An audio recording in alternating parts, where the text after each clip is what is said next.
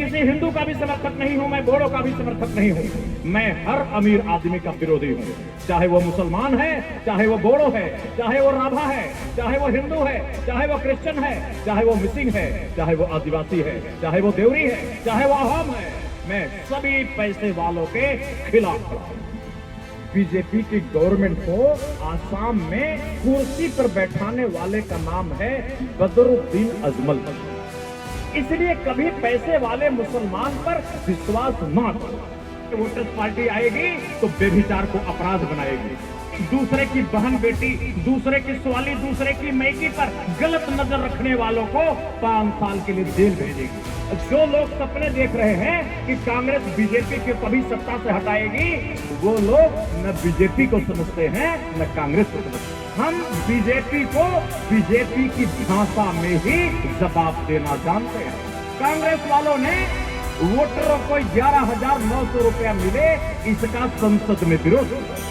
अगर भारत, पाकिस्तान, बांग्लादेश एक होने लगेंगे तो हिंदू मुसलमान अपने आप एक हो जाएंगे।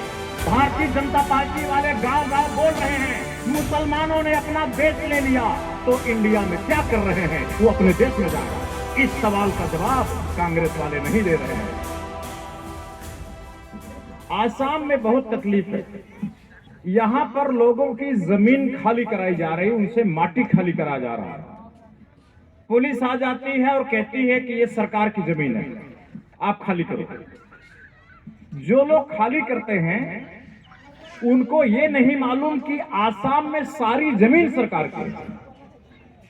मुख्यमंत्री का जो मकान है वो भी सरकार की जमीन है।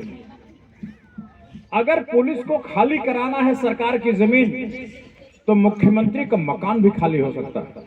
चीफ मिनिस्टर भी सरकार की जमीन में रहता है। इस देश में, आसाम में जितने बड़े बड़े व्यापारी हैं, किसी की अपनी माटी नहीं है। सभी लोग सरकार के पट्टे पर रहते हैं, और जो पट्टा होता है वो अपनी माटी नहीं होता है, वो सरकार की माटी होता है। और जो चीज सरकार की माटी होता है वो आसाम के जनता की माटी होता है, क्योंकि आसाम की सरकार को आसाम की जनता वोट से बनाती है। यानी आसाम में जितनी माटी है उस सारी माटी पर आसाम की जनता का बराबर बराबर बराबर बराबर अधिकार। और अगर माटी पर बराबर बराबर अधिकार आसे तो पुलिस क्यों आती है और ये कहती है खाली करो, खाली करो, इवेक्शन करो, बाहर हटो, ये सरकारी जमीन है। मतलब एक तो कुछ जानकारी, ज्ञान का अभाव आसाम की जनता में, और दूसरे यहां पर जो नेता हैं, पॉलिटिक्स करते हैं, वो उनका स्वार्थ। आज आसाम में मुसलमानों पर सबसे ज्यादा जुल्म हो रहा है, सबसे ज्यादा। हो तो बोडो पर भी रहा है, राभा पर भी जुल्म हो रहा है। ऐसा नहीं है कि केवल मुसलमान पर हो रहा है, राभा पर हो रहा है, मिसिंग पर हो रहा है, देवरी पर हो रहा है, अहोम पर हो रहा है, आदिवासी पर हो रहा है, सब पर जुल्म हो रहा है, बोडो पर जुल्म हो रहा है। लेकिन सबसे ज्यादा जुल्म, सबसे ज्यादा अत्याचार मुसलमानों पर हो रहा है। मुसलमानों को निशाना बनाया गया है। मुसलमानों के बारे में कहा जाता है कि ये दुश्मन आसे, ये शत्रु आसे, आसाम के लिए खतरा कह के मुसलमानों पर सबसे ज्यादा अत्याचार हो रहा है। और ये अत्याचार कौन कर रहा? ये अत्याचार कर रही है बीजेपी की सरकार। और बीजेपी की गवर्नमेंट को लाने वाला कौन है आसाम में? बीजेपी की गवर्नमेंट को आसाम में कुर्सी पर बैठाने वाले का नाम है बदरुद्दीन अजमल। बदरुद्दीन अजमल, ये बदरुद्दीन अजमल क्रिश्चियन है कि हिंदू है या मुसलमान है? मुसलमान है। आज मुसलमानों पर जुल्म करने वाली जो पार्टी है, जो आसाम में राज कर रही है पिछले 10 साल से,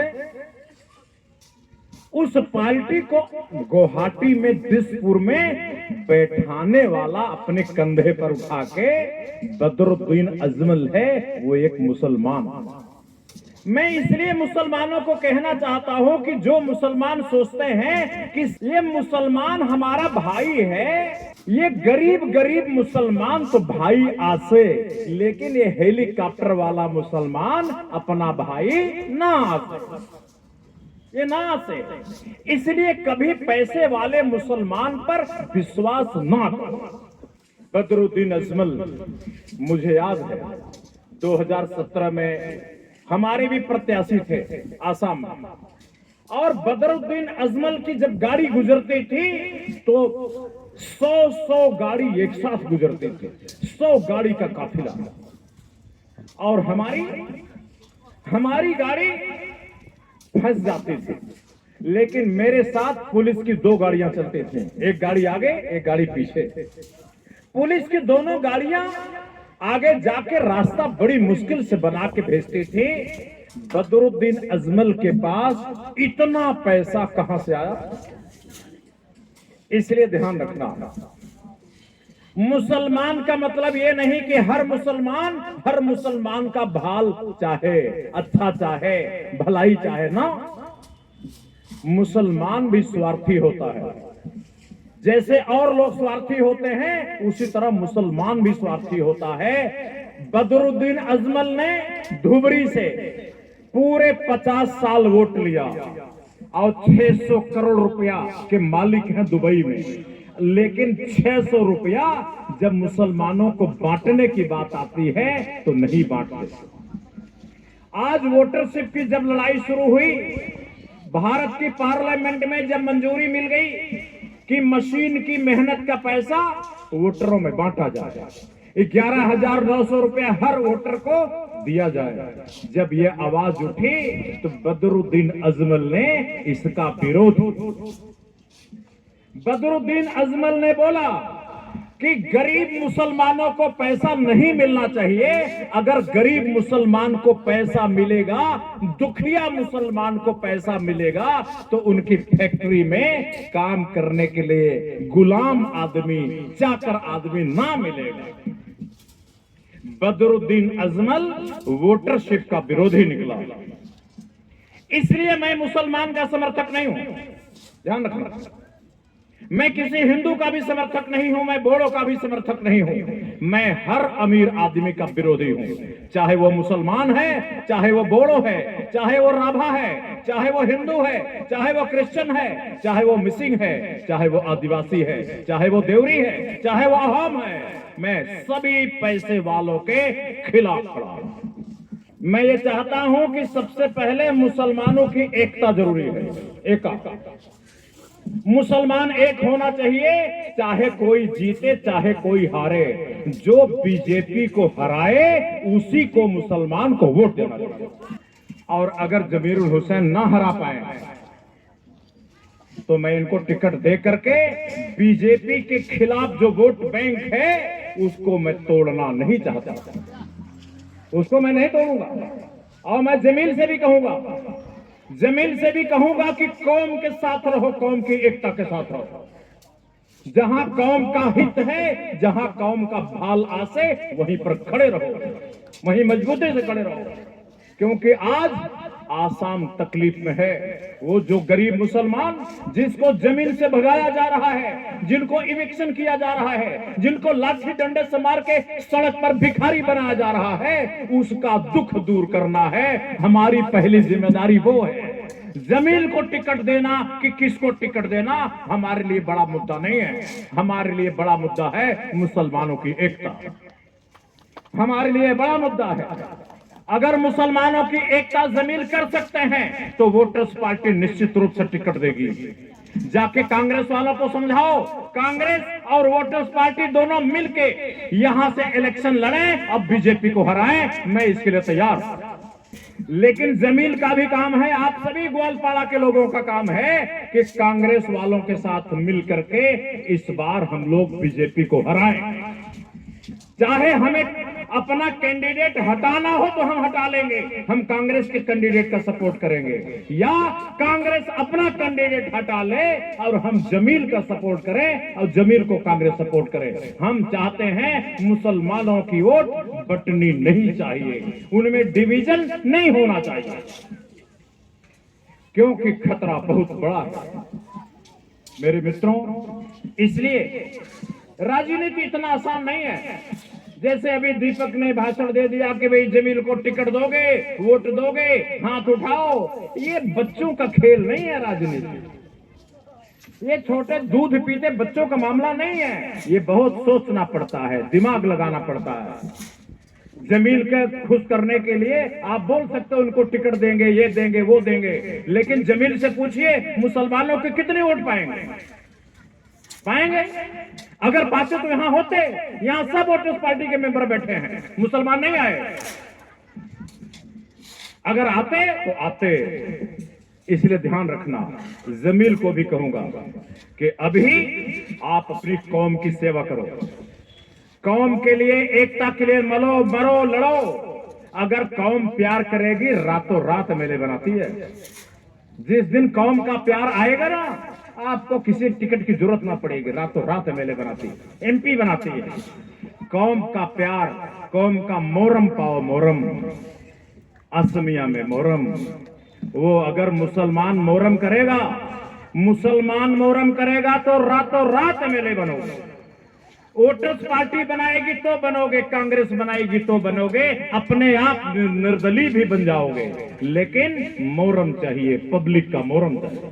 मेरे साथियों, यहां से आप जाओगे, बोलोगे कि बात तो वोटर्स पार्टी की अच्छी है, क्योंकि वोटर्स पार्टी वाले चाय बागान की जमीन नीलाम करना चाहते हैं और चाय बागान की माटी देश के असम के लोगों में बांटना चाहते हैं। हर आदमी को 10-10 बीघा माटी मिल जाएगा, इसलिए वोटर्स पार्टी तो अच्छी पार्टी है। ऐसा सब बोलेंगे वोटर्स पार्टी आएगी, 11,900 रुपया महीना मिलेगा, एक परिवार को 60,000 महीना मिलेगा। कहते वोटर्स पार्टी तो अच्छी पार्टी। बोलेंगे वोटर्स पार्टी आएगी तो बेविचार को अपराध बनाएगी, बेविचार को अपराध बनाएगी, दूसरे की बहन बेटी, दूसरे की सवाली, दूसरे की मैकी पर गलत नजर रखने वालों को 5 साल के लिए जेल भेजेगी। वोटर्स पार्टी आएगी। कहते हैं वोटर्स पार्टी अच्छी तो है, फिर क्या बोलेंगे? वोटर्स पार्टी को वोट देना ठीक नहीं है, कांग्रेस को वोट देना ठीक है। वोट कांग्रेस को दो। क्यों दो?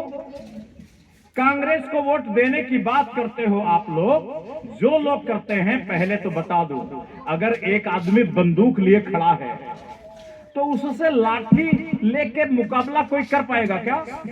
उसके कोई युद्ध कर पाएगा क्या? नहीं। कांग्रेस एक शाकाहारी पार्टी है। कांग्रेस महात्मा गांधी की पढ़ाई पढ़ के एक शाकाहारी बिना हड्डी के एक मांस की लोथड़ा हो गई है। वो एक आयरन के रूप में, लोहे के रूप में खड़ी हुई भाजपा का मुकाबला नहीं कर सकती, भाजपा को सत्ता से कभी नहीं हटा सकती। जो लोग सपने देख रहे हैं कि कांग्रेस बीजेपी को कभी सत्ता से हटाएगी, वो लोग न बीजेपी को समझते हैं न कांग्रेस को समझते हैं। अगर भाजपा को कभी सरकार से हटाएगी तो वीपीआई हटाएगी, कांग्रेस ना हटा पाएगी। ध्यान रखना। क्यों? हम बीजेपी को बीजेपी की भाषा में ही जवाब देना जानते हैं, कांग्रेस वाले नहीं जानते। कांग्रेस वालों ने वोटरों को 11,900 रुपया मिले, इसका संसद में विरोध किया और इन्होंने लागू नहीं होने दिया। वोटर्स पार्टी जो बनी है वो भाजपा के खिलाफ नहीं बनी, वोटर्स पार्टी कांग्रेस के खिलाफ बनी। कांग्रेस से हमारी लड़ाई है। अगर कांग्रेस 2011 में संसद के कमेटी की बात मान जाती तो आज सब लोगों को 60,000 रुपया महीना मिल रहा होता और हमें वोटर्स पार्टी बनाने की जरूरत नहीं थी। ये कांग्रेस के कुकर्म है। मैं आपको बताऊं कि कांग्रेस भारत, पाकिस्तान, नेपाल, भूटान, श्रीलंका पड़ोसी देशों को एक करके अखंड भारत बनाने के लिए तैयार नहीं है। अगर कांग्रेस भारत, पाकिस्तान, नेपाल, भूटान जैसे यूरोप के 27 देश एक हो गए, वैसे ही भारत के पड़ोसी देशों को एक करने की आवाज उठा दे तो भाजपा अपने आप चली जाएगी। लेकिन कांग्रेस ये आवाज उठाती नहीं है। अगर भारत, पाकिस्तान, बांग्लादेश एक होने लगेंगे तो हिंदू मुसलमान अपने आप एक हो जाएंगे। आज हिंदू और मुसलमान के बीच जो झगड़ा है वो इसलिए है क्योंकि पाकिस्तान अलग हुआ। आज हिंदू मुसलमान के बीच झगड़ा इसलिए है कि बांग्लादेश अलग हुआ। भारतीय जनता पार्टी वाले गांव-गांव बोल रहे हैं मुसलमानों ने अपना देश ले लिया, तो इंडिया में क्या कर रहे हैं, वो अपने देश में जाए। इस सवाल का जवाब कांग्रेस वाले नहीं दे रहे हैं, और जब तक इस सवाल का जवाब नहीं देंगे तब तक ना तो कांग्रेस सत्ता में आएगी, ना बीजेपी हटेगी, और ना हिंदू मुसलमान में दोस्ती होगी। नहीं हो पाएगी। मेरे साथियों, कांग्रेस इतना ही नहीं, कांग्रेस के एक कुकर्म नहीं है।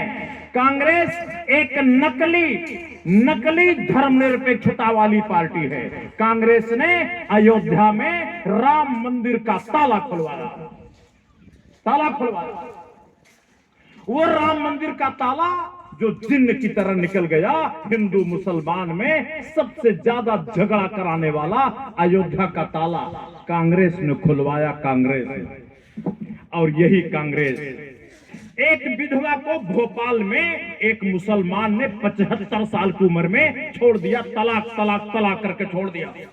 जब 75 साल की बुढ़िया अदालत गई, अदालत से हाथ जोड़ी कि भगवान, हे न्यायाधीश, हे जज साहब, अब मैं 75 साल की उम्र में कहां जाऊं, मैं क्या खाऊं, कहां रहूं, हमारे शौहर ने तलाक बोल के बाहर निकाल दिया, मुझे कुछ पैसा दिलवाओ, मैं बुढ़ापे में कहां भीख मांगू।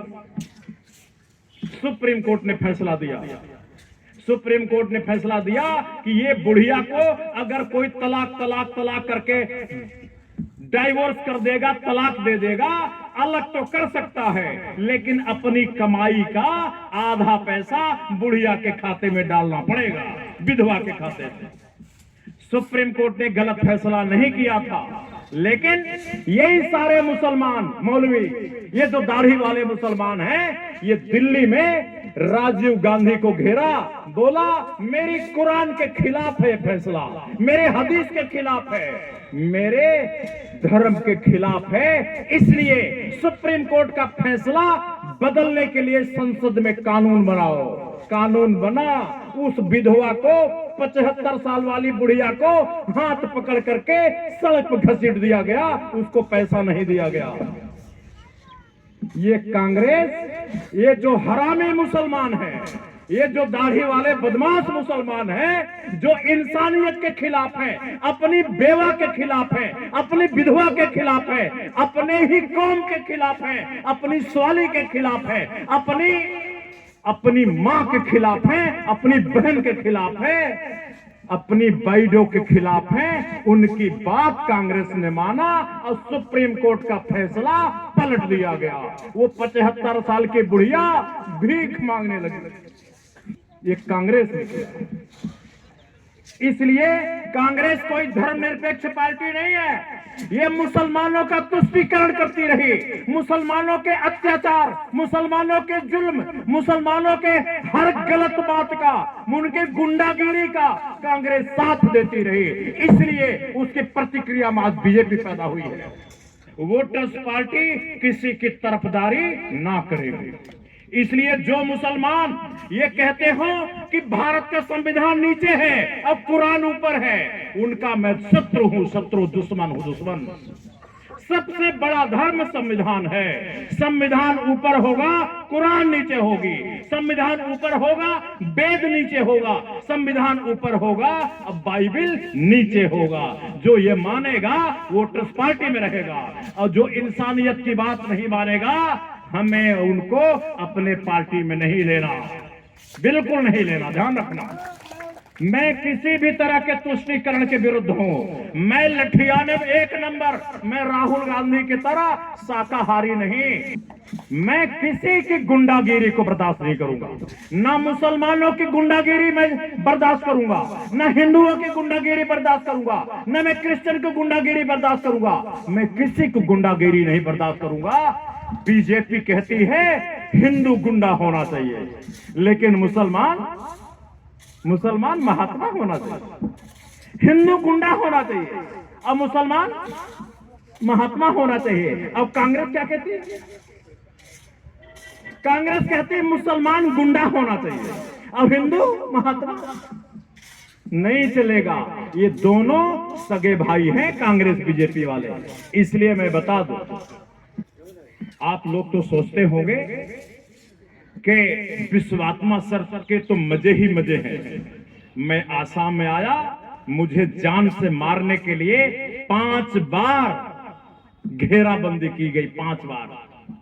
अब मेरे साथ 6 साल पुलिस की 2 गाड़ियां, 11 पुलिस वाले आगे पीछे रहते थे। ध्यान रखना, जिस दिन बीजेपी आई उसी दिन मेरी पुलिस हटा दी गई और यही बीजेपी मेरी गिरफ्तारी नागालैंड में कराई, मेरी हत्या कराने की कोशिश की। मेरे लिए तो बीजेपी जान के लिए खतरा है। इसलिए मेरे लिए फर्क नहीं पड़ता कौन टिकट पाएगा नहीं टिकट पाएगा। जो पार्टी के लिए काम करेगा वो मेरा है और जो अपने लिए काम करेगा मैं उसको अपना नहीं मानता। ध्यान रखना, हमारी आंखें भी सब देखती हैं। मेरी आंखों से कुछ छिपा नहीं है, सब देखती हैं। हम जानते हैं कौन पार्टी के लिए काम कर रहा है। हम जानते हैं पार्टी में कौन आगे चल के बिक जाएगा। हम ये भी जानते हैं कौन टिकट पाने के बाद पैसा लेके बैठ जाएगा। हम ये भी जानते हैं, हमें सब मालूम है। मैं उस हर कार्यकर्ता को पसंद करता हूं जो अपने लिए काम नहीं करता, जो गरीबों के लिए काम करता है, जो दुखिया मानू के लिए काम करता है, वो मेरे दिल का टुकड़ा होता है। और जो अपने लिए काम करता है वो मेरा दुश्मन होता है, दुश्मन शत्रु होता है। और मेरी आंखें ये पहचानती हैं, ये पार्टी बनी है खून से। इस पार्टी को त्याग तपस्या से खड़ा किया गया है। आपकी तपस्या, ये सब लोगों की तपस्या, ये ऊपर वाला भी देख रहा है। कभी न कभी तो न्याय हमें जरूर मिलेगा। मेरे साथियों, हम केवल भाजपा को नहीं हटाना चाहते, हम चाहते हैं कि आसाम में जितने लोग वोट देते हैं और सरकारी कर्मचारी नहीं हैं, उनके खाते में 11,900 रुपया उनके खाते में जाए। और जब तक नहीं जाएगा हमारी लड़ाई बंद होने वाली नहीं है। एक एमएलए जीत भी जाएगा, वहां 125 एमएलए होंगे, मधुमक्खी की तरह घेर लेंगे। चुप बोलोगे तो बता दो, चुप। वहां निडर आदमी चाहिए जो ऐसा कहता हो मार डाल मेरे को, मेरा गर्दन काट दे, लेकिन मैं बोलने से रुकूंगा नहीं। हमें ऐसा एमएलए चाहिए।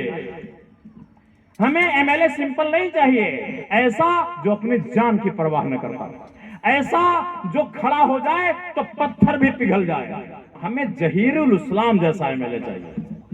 मेरे साथियों, मैं चाहता हूं बीजेपी हटेगी तो एविक्शन जाए, और अगर बीजेपी रहेगी तो दुनिया में माई का कोई लाल एविक्शन को रोक नहीं पाएगा।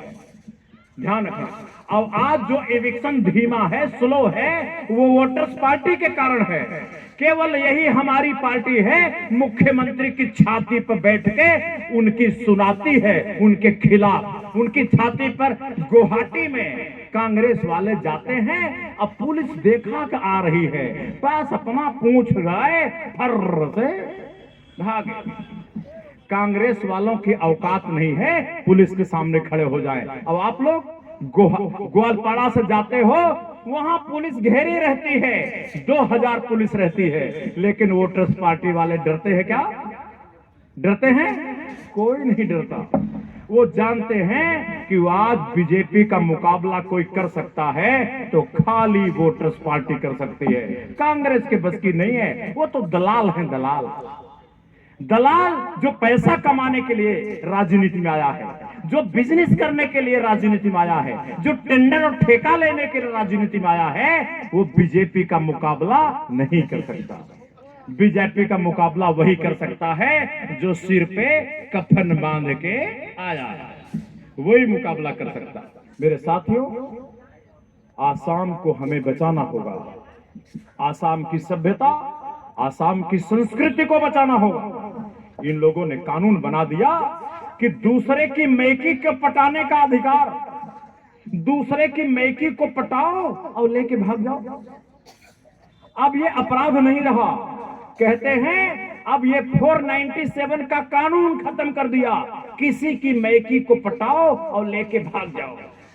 और किसी के मैकी लोगों को अधिकार दे दिया कि किसी के शौहर को पटाओ, हस्बैंड को पटाओ, स्वामी को पटाओ और लेके भाग जाओ।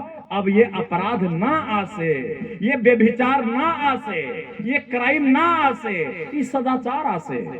इन्होंने एक कानून बनाया कि शादी ब्याह करने की जरूरत नहीं है, साथ साथ पति पत्नी, स्वाली और लोरा पति पत्नी बन जाए, स्वामी मैकी बन जाए, ब्याह मत करो, बिना ब्याह के बन जाओ, लिव इन रिलेशन। ये कानून बनाया। और बनाया लोरा लोरा शादी करेगा और सब मैकी स्वाली स्वाली शादी करेगा, ये भी कानून बनाया। अच्छा, ये जब कानून बने हैं, इससे आसाम की सभ्यता, आसाम की संस्कृति, आसाम के परिवार की मर्यादा, इज्जत को खतरा पैदा हुआ। आक्रमण हुआ कि नहीं हुआ? और ये आक्रमण मियां मुसलमान ने नहीं किया है। ये आक्रमण किसने किया? ये आक्रमण नरेंद्र मोदी ने किया है। ये आक्रमण अमित शाह ने किया है। ये बीजेपी वाले, ये गुवाहाटी और दिल्ली वाले मिलके आसाम की सभ्यता, आसाम की संस्कृति पर अटैक किए हैं, अटैक, हमला किए हैं, आक्रमण किए हैं। और इल्जाम किस पर लगाएंगे? मुसलमान। किस पर लगाएंगे? वो भी मियां मुसलमान।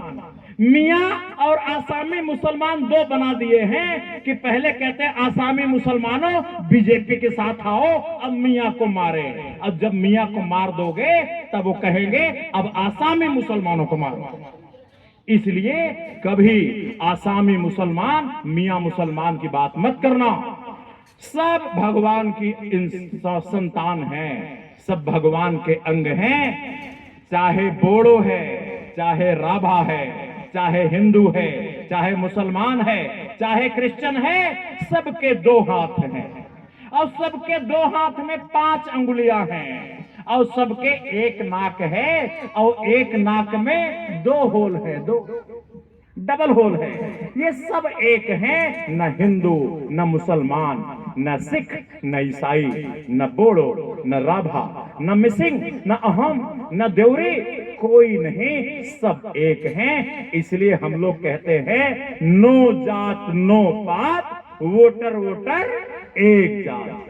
बस इसी भावना के साथ एकदम चट्टान की तरह एक बने रहिए। इसी कामना के साथ 15 फरवरी को रंगिया में जितनी ताकत हो सके सब इकट्ठा होइए, जिससे सरकार भी डरे। इन्हीं बातों के साथ अपनी बात का समापन करूंगा। जय ग्वालपाड़ा, जय आसाम, जय भारत, जय जगत, जय वोटर, जय वोटरशिप।